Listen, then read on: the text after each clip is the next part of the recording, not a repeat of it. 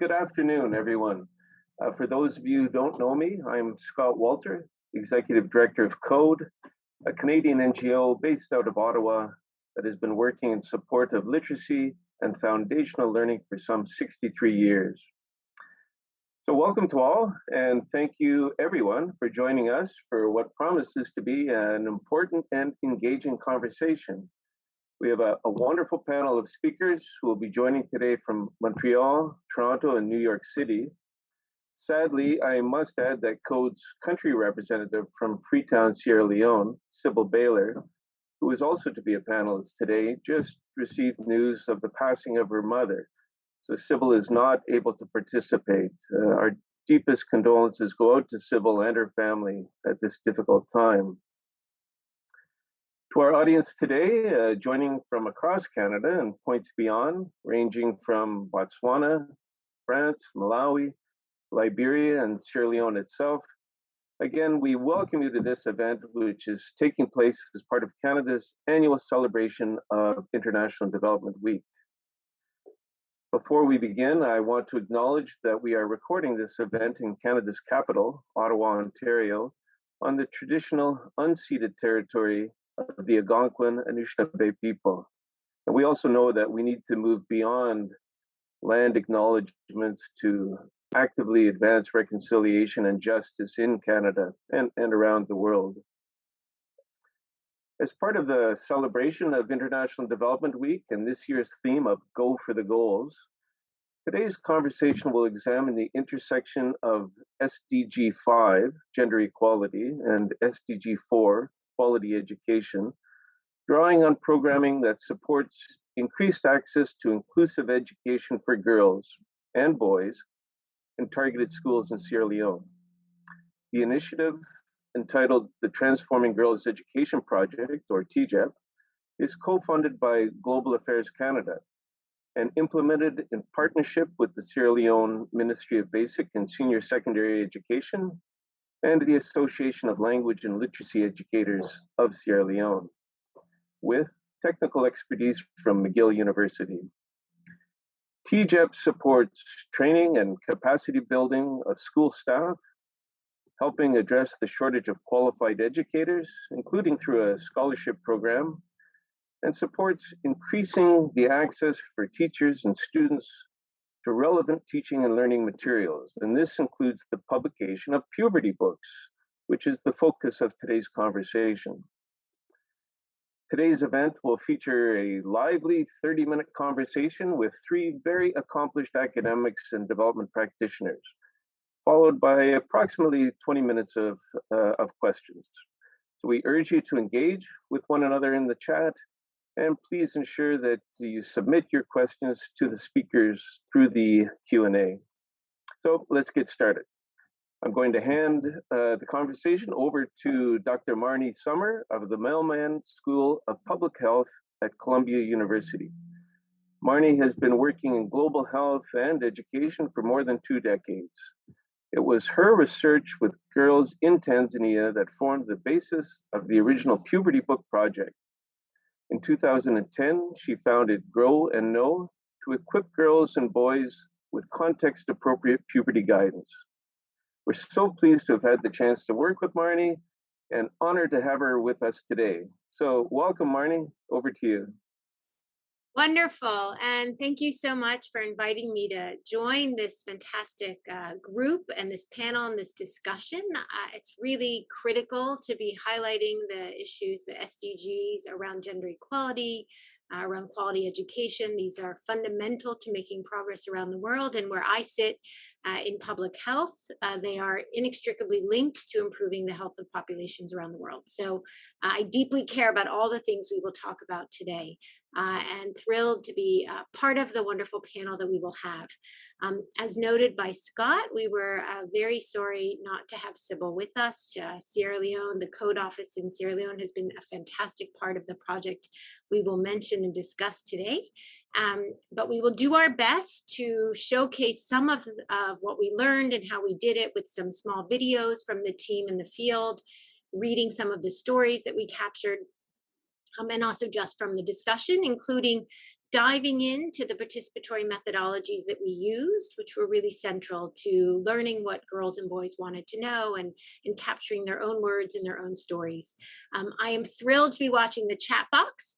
Just to encourage everybody, if you haven't yet, we really want to know who is with us, what organization you're from, or just where you're living and where you're dialing in from. So it's great to see that we already have people from different parts of the world. I want to see how many continents we can reach in our discussion today. So please continue to share in the chat box who you are, where you are, and again, if relevant, the organization that you're with.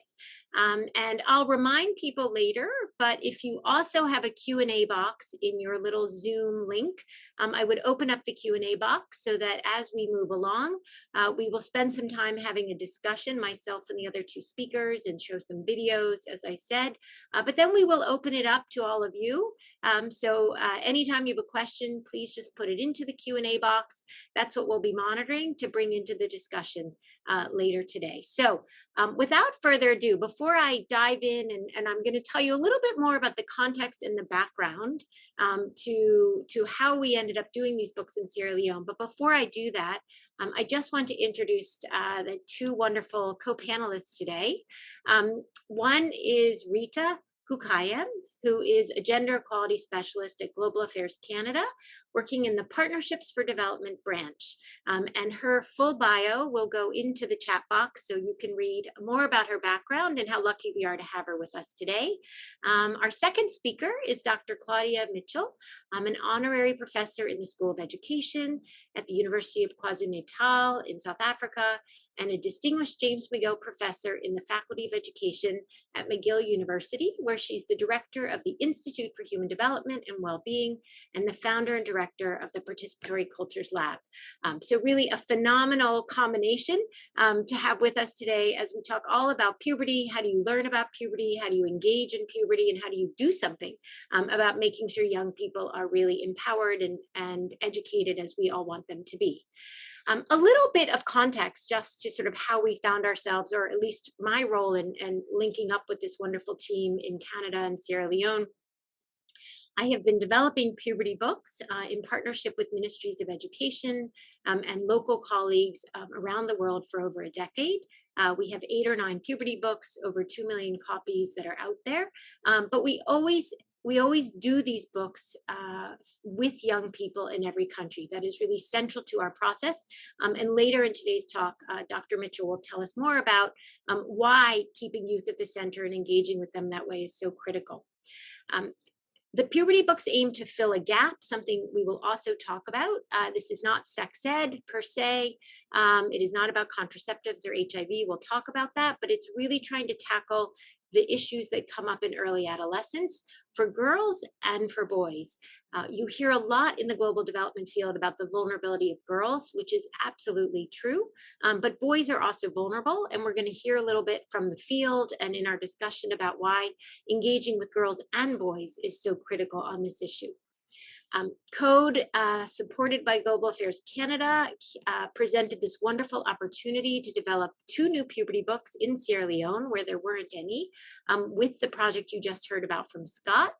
And although the COVID-19 pandemic certainly posed some challenges to the way that we would usually do puberty books, with much enthusiasm from CODE and supported by Global Affairs, we pushed ahead, which we'll talk about a little bit more how we adapted to keep going in a safe way despite the pandemic.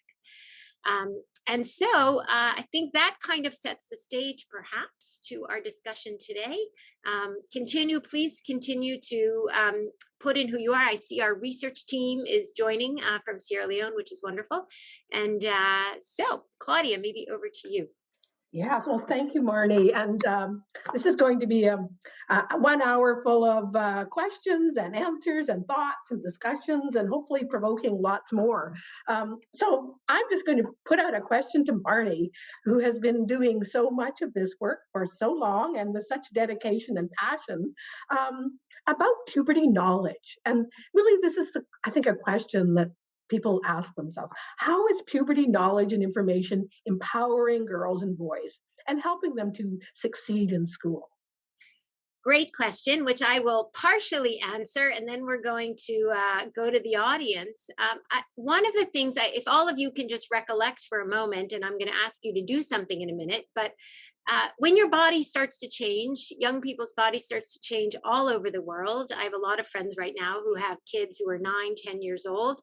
There's a lot of confusion, uncertainty. They're dealing with all the changes in their own body, which feels strange and uncomfortable at times.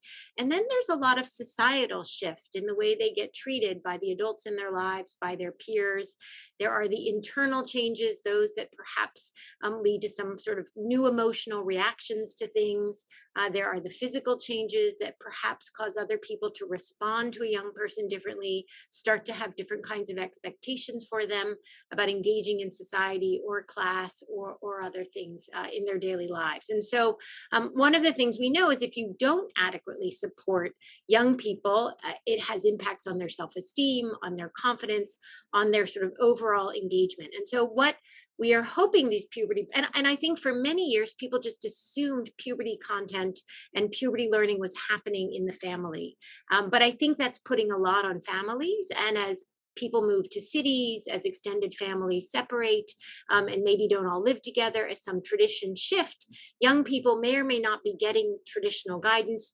They may not be getting the guidance that works in the school setting. And so I think we thought that the importance of providing some kind of puberty content to them in schools, if they're there, is a great way to answer their questions, help them to feel better about what's happening in their bodies, build their confidence to engage in the classroom with their peers, with their teachers, and also to ask the questions that they want answered. So I want to just take a moment, and for those of you who are with us from around the world, and it looks like we have 85 people, which is super exciting, I want you to just answer in the chat box. Did anyone talk to you before your puberty started? So before you had a period, before you had a wet dream? I know that gets people feeling a little uncomfortable when you start to ask about these things, but we'd like to hear, did anyone talk to you and why or why not? So Lynn from Code has posed that question. I would love to see some conversation in the chat box around, did anybody talk to you? Yes or no. So you can just write yes or no if somebody talked to you, and also why or why not. Beverly, no. Susan, okay. But why? Why did people talk to you or not talk to you? Because I think the why gets at some of the reasons that we thought it was important to develop puberty content. So it's, yes, it's a lot of people, it's their mom, their older sister. But again, I want to know sort of why somebody thought it was important to talk to you as part of the answer. So look forward to continuing to see chat. No need to feel shy. Yes, agree. It was probably embarrassing for parents. That's one of the things people often talk about. People assume parents are going to do it, and parents are oftentimes, I think, hoping someone else does it because they're not super comfortable. So continue to include your comments there, whether it was a silent topic in Mexico. I've certainly heard that before. Culturally uncomfortable, social taboos. You're coming up with all the things that sort of helped us to sort of to reinforce why it was important that we do puberty books in Sierra Leone and in other places. What I think might also help to ground this in the experience from the field, in the absence of having Sybil with us today, is we had 4 wonderful research team members who trained in participatory methodologies to help collect the young people's stories and their questions when we develop the books. It's a model we use in every country.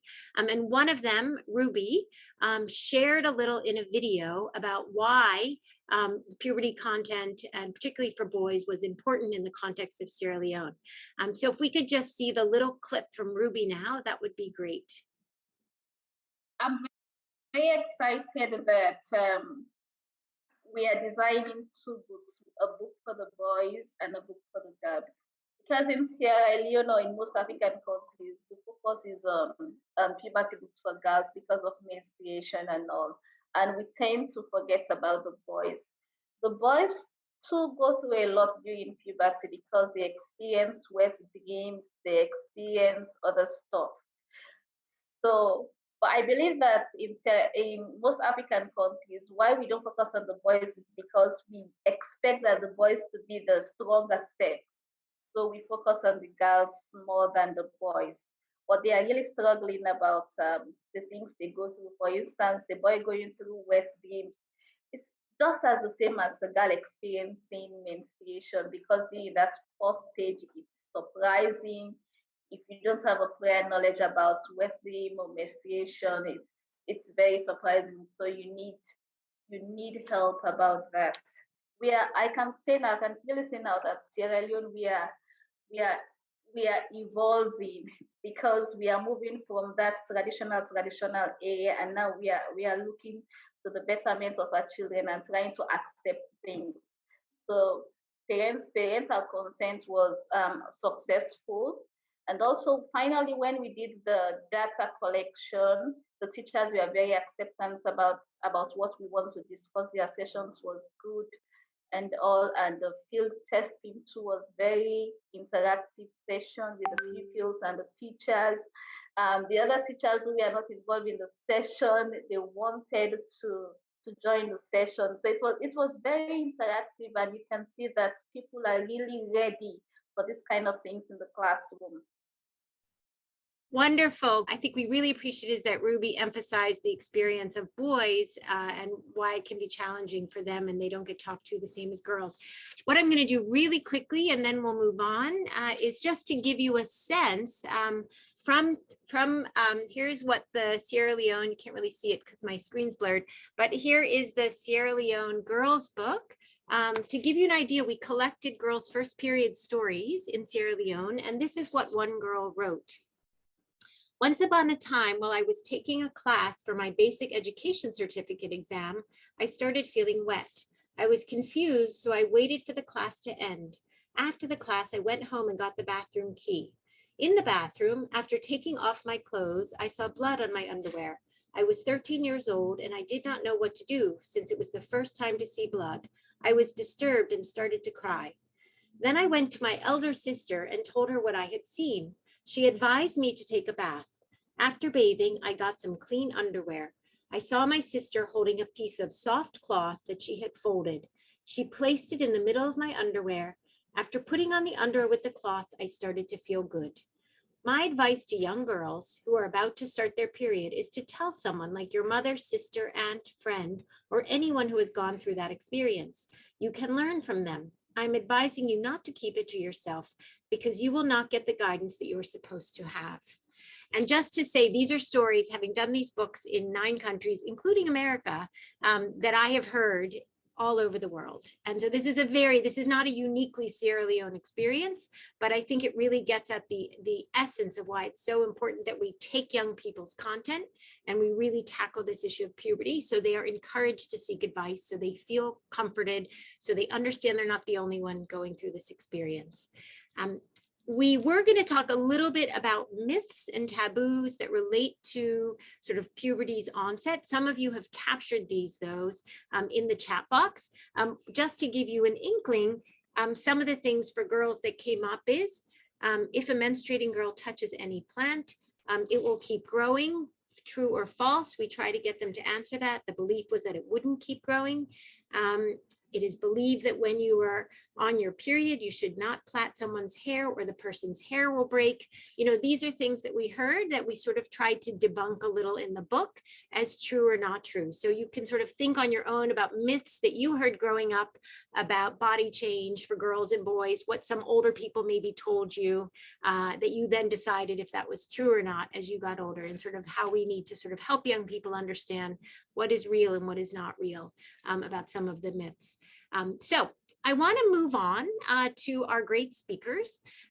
So first, I think we should explore what is the role of using participatory research methodologies in trying to engage with young people to understand their experiences. And so one of the foremost experts on using participatory methodologies is with us today, Dr. Mitchell.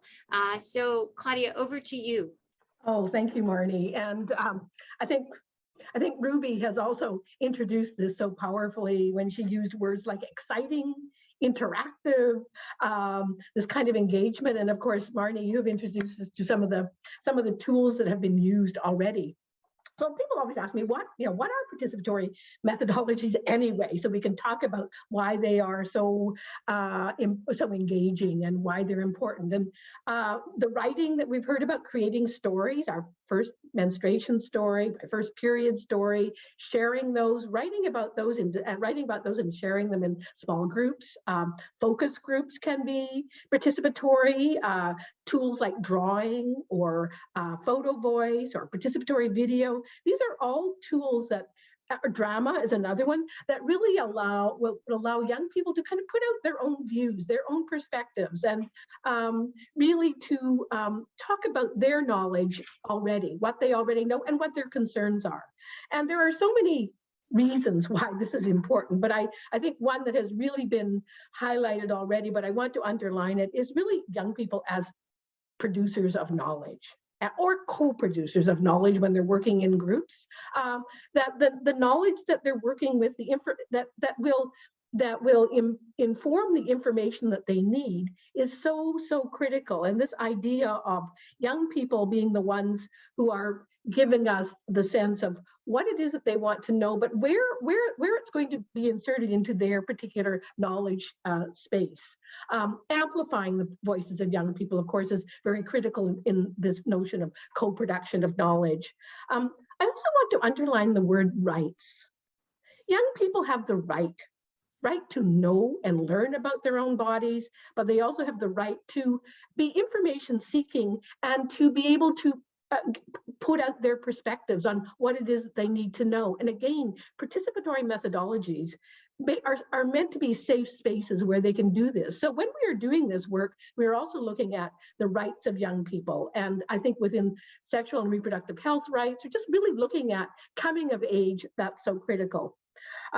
We also know that the idea of locally relevant material is really important. And we heard the story that Marni read just now. And one of the things I think that's really key is that these puberty books, that they'll be blurring on my screen too, but they yield the stories that the children in Sierra Leone are reading. And if they were doing drawings, they would be yielding the drawings that the children would be looking at. If they were doing photo voice or making videos, that's the material that the participants in the communities would be engaging with. Not from downtown Montreal or from some other country. And I know we work very closely with the artists who produce these materials as well. But the idea that the stories that children in Sierra Leone are reading are the stories that are coming from them and that are going to be circulated are really, really key to this. I could go on, but I think those are like key pieces. Co-producers of knowledge, the rights of young people, the dissemination of those stories to other young people. There's 3 strong reasons why engage young people in a participatory way to transform the world that they are growing into and that they're going to be preparing for those after them. So thank you very much. Fantastic answer. And if any of you want to learn more, 2 quick things. You can pose your question in the Q&A box about the use of participatory method, and or you can look up Dr. Mitchell's website, because she's done fantastic work using all the different types of participatory methodology she talked about, from giving kids cameras to having them draw, really creative and meaningful ways for young people to engage. And one of the things I've learned, she's been a mentor of mine forever, is that you get information from young people you would never otherwise get, and they feel so empowered by the process of really. And so to see their own stories in books, I think, is also really powerful. And the other young people, as Dr. Mitchell said, the story means that much more to them. They can tell a young person wrote it and an adult did not write that story. They can tell that when they read it, and therefore it helps them to feel better about the issues. I would just say very quickly, we have our great research team on here that we trained in Sierra Leone from a distance because of COVID. We used all sorts of methods and they did a fantastic job. But what they specifically did in the Sierra Leone context was collect 3 types of stories. One about, if it was girls, their first period; if it was boys, it was about wet dreams or erections. They collected stories from both girls and boys. We'd always do slightly older adolescents, 15, 16, 17-year-olds, because they've gone through puberty and are a little bit more comfortable talking about these things. and we want them to give us their advice for younger people. And so we collected a second set of stories. These are separate groups about peer pressures they experience. And then we collected from the boys a third set of stories that was around experiences of violence, because we do know from all different countries, boys are particularly vulnerable to being encouraged to engage in violence and or to perform violence. And so what I'd love to do is I'm just going to read you one of the stories in the book that we took of the stories the boys shared about violence. And then we're going to watch a little clip from Mohammed, who is one of our wonderful research team members. And then we'll move on to the next speaker. So please do continue to put your questions into the Q&A box as we go. So here is in the boys' book, again, a little hard to see. Oop, I don't know how to make it show with the blur. Anyway, whatever. Oh, there you go. Thank you. So this is one of the stories in the book that we decided to include.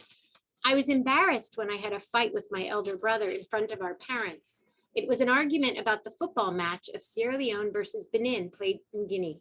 I was supporting Sierra Leone and my brother was supporting Benin.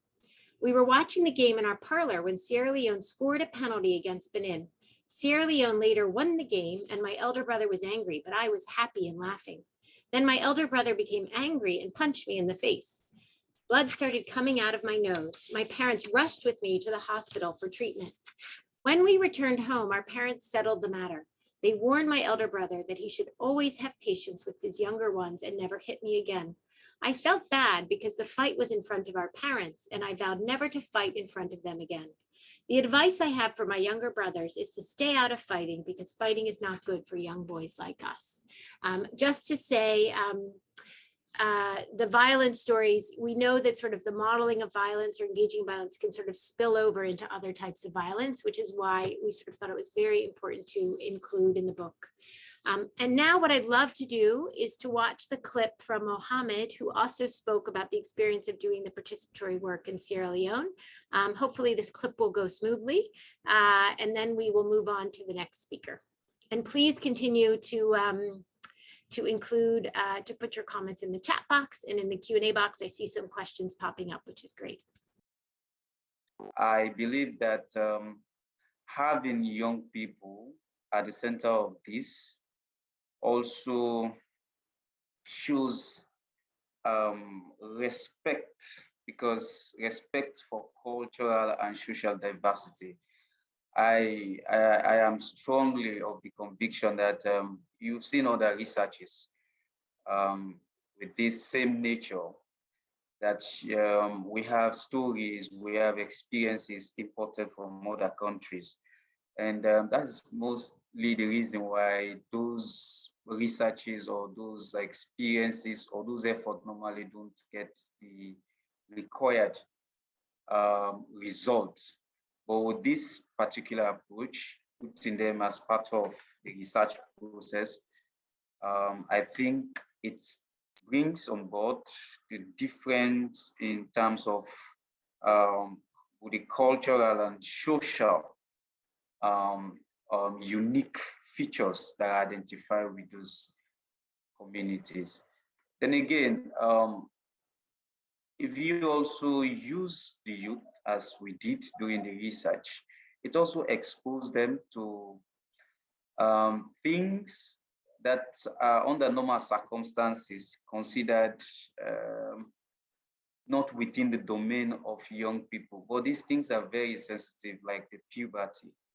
There are certain issues that has to do with puberty in our cultural setting, especially in the rural areas, that young people are not encouraged to be part of this kind of discussions. There is not the opportunity for them to discuss, but having them part of the process, it gave them the opportunity to express their views, to express their doubts, and as well at the same time get the required responses from the researchers as well as grow and know. Okay, again, beautifully well spoken from one of the wonderful members of our team in Sierra Leone. They did an absolutely fantastic job collecting the learning from the young people and training under very challenging circumstances. Just to give you an idea that the girls are not the only ones with myths, some of the things in the boys' book, even though he is too young to be having sex, a boy who's growing into a young man may start to have sexual thoughts. This was one of the things, true or false, that we wanted young people to understand was normal. It is possible for a boy to stop himself from having a wet dream during puberty. In every country I've done a boys' books, they all want to know, can you make the wet dream stop? How do we make them stop? And so making sure we help young people understand that it's a natural part of your body and not to hate it is part of what we're trying to do. So wonderful representation from the field. Just very quickly, so you understand the process. Doing a book in country, which is what happened in Sierra Leone, you start with the stakeholders, the government, the most important sort of entity around, is this a good idea? Do you want a book? Will this help you? What do you think should go in a book? All of those key things. So CODE hosted a great meeting with the key stakeholders. Then we move into doing the participatory methodologies with the adolescent girls and the adolescent boys in 3 different sites. Then we collected all the data, we looked at it. We developed the written and the illustrated content of the draft. And then the team, the 4, again, went back out to meet more young people to content test it, make sure every text, every picture worked or didn't work for them. We tested with teachers. We went back to the government and the key stakeholders to get their inputs. And then at the end of that is when you finalize the book. So that's kind of the process and one that is very partnered and engaged with local colleagues. Okay, what I'd love to do now is move to our 3rd wonderful speaker. And just to pose to Rita, why does Global Affairs Canada care about this? Why is this something that they considered this working on puberty books and content was important to support? Thank you so much, Marni. Good afternoon and good evening to our audience from around the world. I just want to start by saying that it's an honor to be able to share this space and partner with CODE, to keep working with you and learn from you and from our local partners, and to be able to witness the power of educational tools that help shift social norms and advance gender equality. Now, to answer your question, so this CODE project is supported by Canada and is important to Canada because it's part of a transformational solution to support sexual and reproductive health and rights of adolescent girls and boys, which in result helps push for gender equality. I want to unpack, with the short time that we have, quickly, why is gender equality at the center of our work? Why do we invest so much of our focus specifically on sexual and reproductive health and rights? And why is this CODE project part of an innovative and transformational project for girls and boys? So to start, well, why is investing in gender equality so important to Global Affairs Canada? So I'm going to do the top and then we're going to funnel down to the project. So while we know that Canada has become a leader in advancing gender equality around the world and has been successful in having a minimum of 95% of its bilateral international assistance initiatives target or integrate gender equality and the empowerment of women and girls. But why is gender equality such a domestic and international priority for Canada? Well, overwhelming evidence shows that investing in gender equality acts as a multiplier force on all development goals, also known as the SDGs. We know that this priority is critical to the achievement of peace, prosperity, and sustainable development. And because of these facts, Global Affairs Canada created its Feminist International Assistance Policy, also known as the FIAP, which has been the compass for Canada in its global efforts to eradicate poverty and has placed gender equality and the empowerment of women and girls at the heart of these efforts to build a more peaceful, inclusive, and prosperous world. Okay, so now you understand, we now can paint why gender equality, GE, is so important to our work. And now specifically, why is the investment of sexual and reproductive health and rights, which the puberty books fall under it, such an important priority for Global Affairs? Well, one way to paint it is that this investment brings a triple dividend. What does that mean? It benefits adolescents, girls and boys today, it benefits their future adult lives, and it benefits their future children. So adolescents, the target the targeted group that we are creating these books for, is one of the most rapid and formative phases of human development, which has important implications for national policies and programs. And so access to sexual and reproductive health and rights is so critical to advancing health, gender equality, human rights, and empowering girls as well as boys. And when that focus is lost, the number of maternal deaths goes up. More teenage girls drop out of school. There are higher rates of sexual and gender-based violence, and girls lose their right to participate equally in all aspects of society.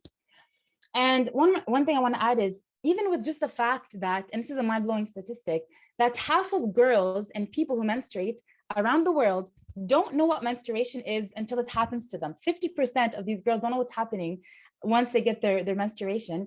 This leads to girls not understanding what periods are and not having the equipment to care for their menstruation, which then leads to them missing school weeks at a time, then completely dropping out for falling behind, feeling ashamed, being stigmatized by their peers and communities and so on, all because of a normal bodily function that continues to be misunderstood because of a lack of education. And this is a perfect example of how education is power. And now specifically, why does Global Affairs support this specific transformational, in my opinion, code project? Well, the FIAP is not only about what we do, but also how we do it. And we work so closely with our partners here and abroad to meaningfully operationalize the objectives outlined in our FIAP, in the FIAP. In this specific project, the Transforming Education for Girls project, created by Code, and through this, specifically the puberty books from what we've learned is that they help address specific systemic barriers and harmful social norms that prevent girls from realizing their full potential and from participating in the development and prosperity of their families, communities, and countries. So I also want to say, and it's been touched upon, puberty knowledge is one of the important components of comprehensive sexuality education. It's part of it.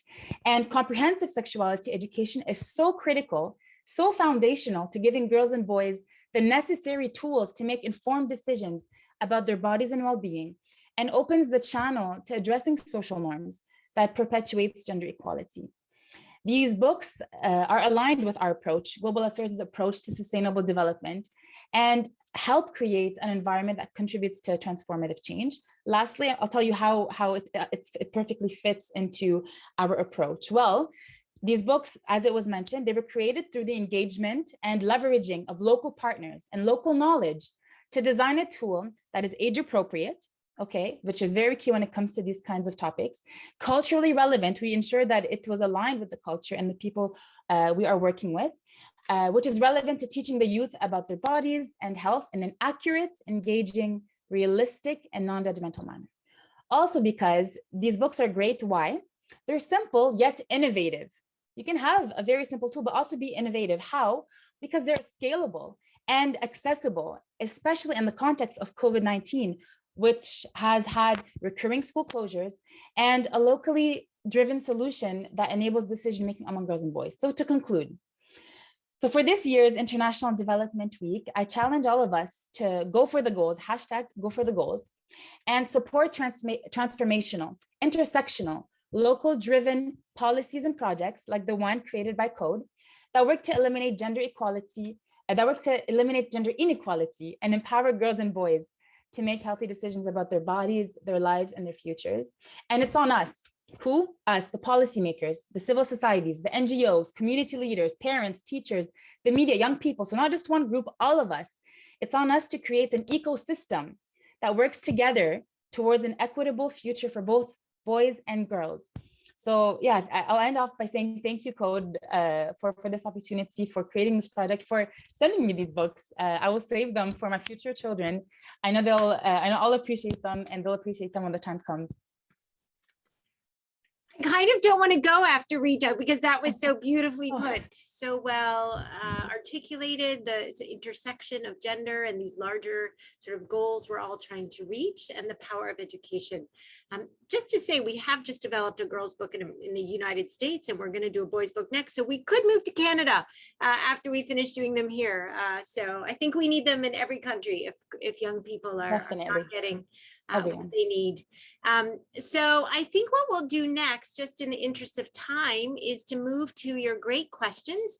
I know Lynn has been answering some already, but we've got lots of questions, and we'll maybe try to touch on some that were already answered if there's time. Very quickly, just to how was the participatory research conducted or adapted during the pandemic? So great question, and it's a model that I think we're going to end up following this year as well, just as the pandemic continues in all parts of the world, and we want to make sure young people stay safe, research teams stay safe. So essentially, my organization, Grow and Know, worked closely with Code to normally we would do the stakeholders meeting, and then we would sort of do all the research and then come up with the book. And so the way in which we slightly modified that is Code handled, we didn't send a team to partner with a local, normally I would send somebody to partner with somebody on the ground, but instead Code's office managed all of it with some input from us from a distance, which was great. And they organized the meeting all together, following all sort of COVID safety protocols. And then together, after the stakeholders all sort of gave us their inputs and go ahead for doing the book, I worked closely with Code to develop as much as we could of the book without the young people's input, sort of the basic puberty content, the kinds of content that doesn't change as much from country to country, sort of what is puberty, when does it happen? Those things are consistent in every country. So we got going on that text and those illustrations. And one of the things Grow and Know, my nonprofit, does is we always, and Code 100% does the same thing, is we feel quite strongly you hire local illustrators and printers and translators if it's a country with translation. So all of that happened with Code is supporting that on the ground. Then what the part that got tricky was it was critical that we, as Rita and Claudia both emphasized, we needed to have young people's actual stories, because we don't compromise on that. The book in each country must have young people's own stories and their own questions, so that those big sections of the book are very true to that country, along with the ways in which the illustrations are directly from that country. And so we had this wonderful team of 4 researchers who were hired. Normally we would go to the country, and somebody that I sent would partner with somebody on the ground, and they would go from school to school and do the data collection. We had never done 2 books at the same time, so Code gave us a new challenge. And so we had to do 2 books simultaneously, which meant double the data collection with nobody from my team on the ground, which ended up working fantastically. So we needed to train these 4 wonderful researchers who I don't think had really used participatory methods before. They came with some great experience working with adolescents, doing qualitative research, but not participatory methodologies. So the original plan had been to do a Zoom training, but we realized that the connectivity was not going to work. And so we did, my team did 16 pre-recorded training videos with exercises and activities that were uploaded by Code for the 4 researchers. And so because of the time zone difference, they would come in the morning while we were asleep in New York. They would watch the videos, do the practice. And then because we couldn't really connect for a live Q&A many days, we did a WhatsApp chat or WhatsApp call Q&A. And I just thought they are the best. They have the best energy, that they are going with the flow on this. And part of me thought, oh my gosh, is this ever going to work?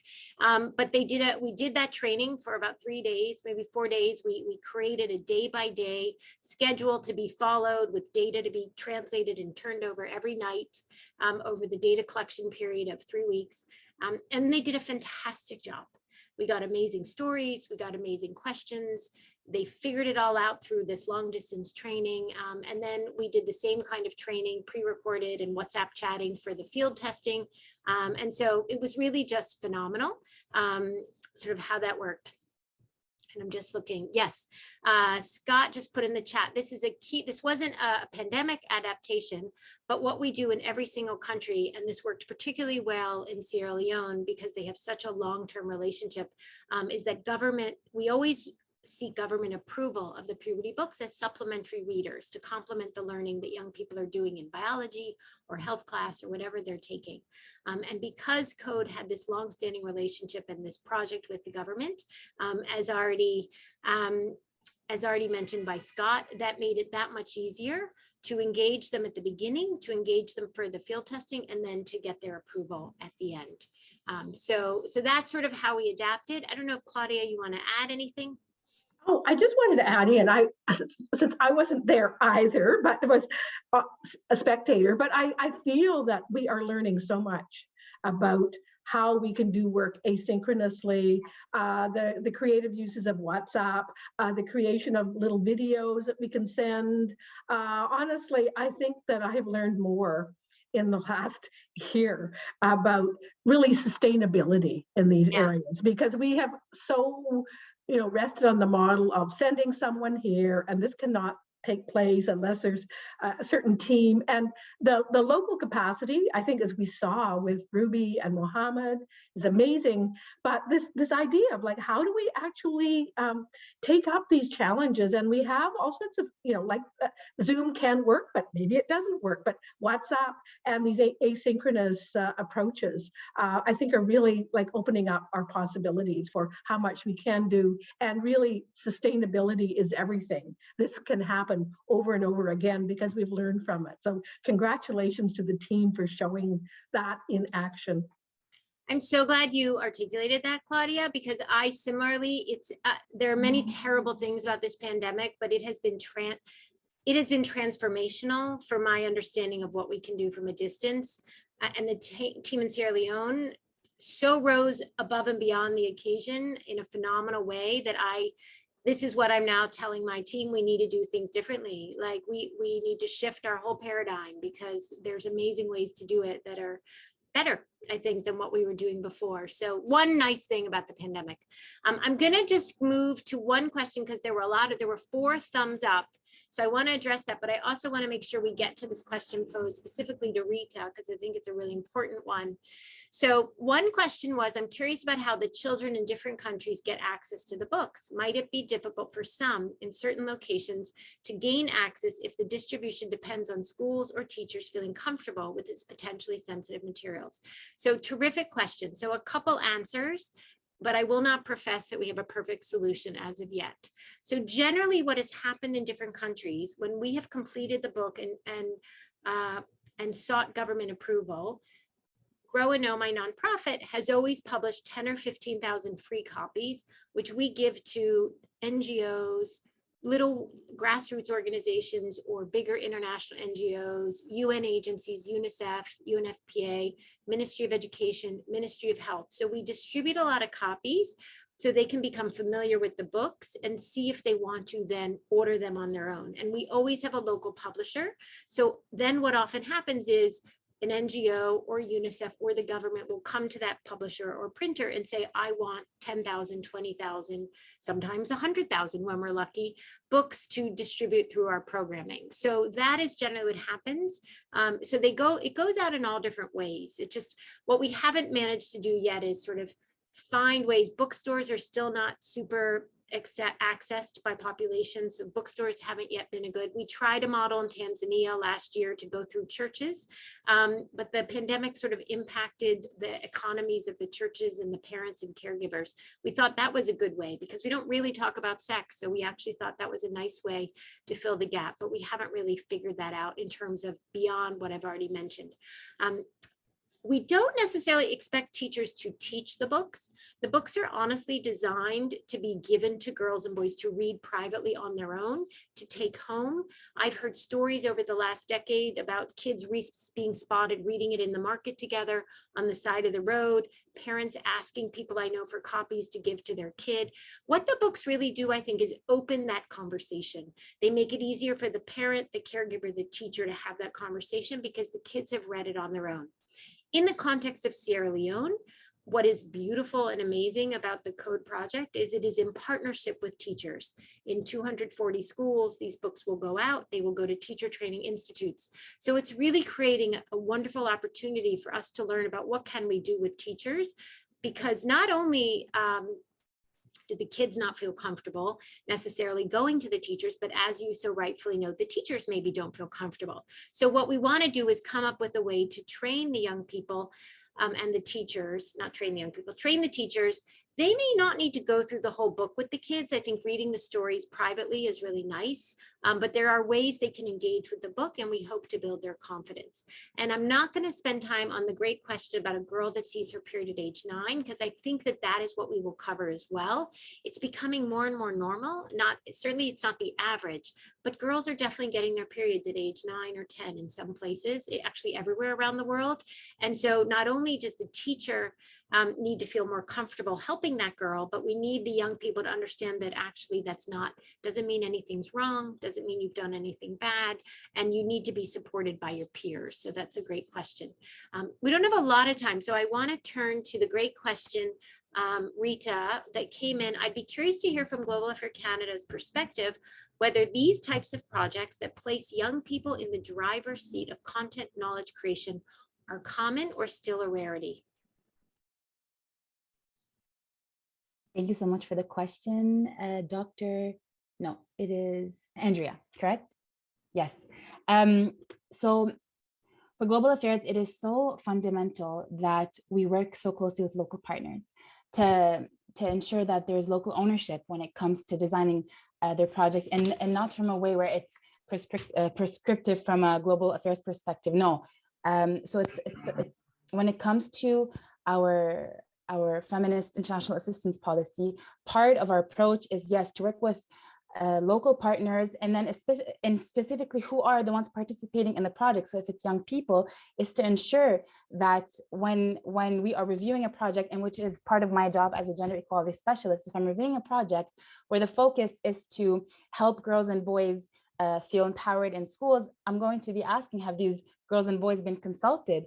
Have their parents been involved? Have the community lead? Like, yes, the girls and boys would be at the center, but also who are impacting the minds of these girls and boys. So again, going back to this whole ecosystem that would impact these girls and boys, but definitely it is part of our approach when it comes to funding projects that would focus on young people and focus on something that is youth-centered. I want to see. Yeah, so it is becoming more and more common, and it does become a red flag if a partner ever submits a project that is focusing on young people, but is not connecting or is not engaging these young people for the design. And we have something called the Gender-Based Analysis Plus. I'm sure a lot of us know what it is, the GBA Plus, which is an approach that we use to ensure that if we're designing any project or policy, to ensure that this project is going to be positively impacting everyone that is involved in this project. So as part of the GBA Plus that we do, even internally in our domestic work and all the policies that we design for Canada as a country, but also abroad, definitely that is something that is a guideline that we have at the forefront when we are funding international assistance projects. I hope it answers your question. Well done. I think you did a beautiful job. I mean, I will say here in the US, what I didn't say earlier, that I just want to do a shout out to Canada, because I've been working in the space of puberty and menstruation and menstrual health and hygiene for a long time now, and Canada has led the way. We have not had other donors nearly as eager and willing to say, you know what, these issues matter. They may not be at the front of the development list. They're getting there. They're getting closer to the top is important. And so I really just a huge thanks that Canada's government has, over the last decade, I would say, been willing to go out on a limb and be ahead of the pack and say, you know what, these issues really matter. So, so many thanks from those of us who've been working on this issue for a long time. It's really been with much gratitude we've been able to do a lot on this issue over the years because of that leadership. There's some great questions in here. Unfortunately, we are out of time. Dr. Shoemaker, great question in terms of there is a lot of information conveyed to peers and on the internet. We're not really sure that 9 to 13-year-olds who we're targeting are on the internet as much, but the books are designed to engage with sort of peer pressures and have them think about that, and to go within sort of a program of work, which is what the teacher's sort of guide is going to try and tackle. But they are not an end all be all. They are one piece of, I think, a larger solution. And then for Susan, the books have not yet gone out in Sierra Leone, so we can't generalize. I know in other countries, I have generally found parents are relieved. I have been doing work on puberty around the world, and I've yet to meet a parent who wants to talk about this issue with excitement. And so I think parents everywhere are generally very grateful that we are giving a tool to open that conversation. Even I've had I've never forgotten a gynecologist, obstetrician in Cambodia, when we did her book there, said, "Thank you for doing this book because my daughter wouldn't talk to me. And I brought home your book," and she ran away and slammed the door. And then she came out an hour later with some questions. So I think this is, again, just a tool to help parents, but certainly some parent-focused work would be helpful as well. So I just want to wrap by saying enormous thanks to Code, to Global Affairs Canada, for this event today, to our fantastic speakers, Rita and Claudia, who are amazing resources unto themselves if you want to seek them out. And I believe that we will, the chat box will stay open for an extra 5 minutes, and Lynn from Code will stay on and respond to any continued sort of questions or comments that come in. But it's been wonderful to speak with you all today and to have such wonderful speakers on this panel together. And we look forward to hearing from you, and thank you again. So please don't be shy about posting for the next 5 minutes additional questions or comments. So I hope everybody has a great rest of your day or night, wherever you are in the world. Oh, thanks, Marni. On behalf of the rest of the panel, we love you and keep doing this amazing, amazing work. It's really fantastic. Thank you, Marni. Thank you, Claudia and Janet and Code for doing such incredibly impactful work. And everyone, to all our listeners and your questions. And I look forward to continuing this work with you. Merci beaucoup. Un grand plaisir, un grand honneur.